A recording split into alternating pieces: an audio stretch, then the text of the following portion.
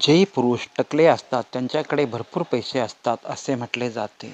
परंतु तसे काहीही नाही. कारण की काही काहींचे टकले हे अनुवंशिकता असते, तर काही काहींचे टकले हे वयानुसार पडत जाते. आता टकले जर तुम्ही बघितले तर काही लोकांना टायफॉईड झालेला असतो, त्यामुळे त्यांचे केस जातात. काही लोकांना कॅन्सर झालेला असतो, त्यामुळे सुद्धा ते टकले पडतात.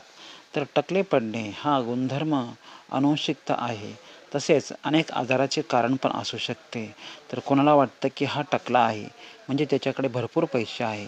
तसं काही नसतं. ज्यांच्याकडे भरपूर केस असतात त्यांच्याकडे सुद्धा भरपूर पैसे असतात.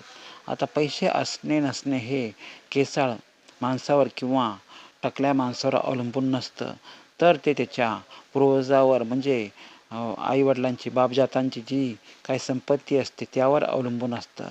काही जण स्वतःच्या हिमतीवर कमवतात, परंतु त्याला भरपूर काळ लागतो. तर टकले असणे म्हणजे श्रीमंत नसणे किंवा श्रीमंत असणे असं नाही. कारण की टकले असणे हा ज्याचा त्याचा भाग आहे. म्हणून टकल्या लोकांचं गुणगान करू नये. तर टकले असणे हे एक चांगले किंवा वाईट नसून टकले असणे नसणे हा एक नशिबाचाच भाग आहे.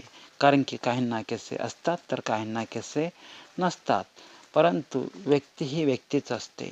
नवीन असतील तर लाईक, शेअर, सबस्क्राईब करा. Thank you so much. आभारी आहे. पुन्हा भेटूया पुढच्या व्हिडिओमध्ये.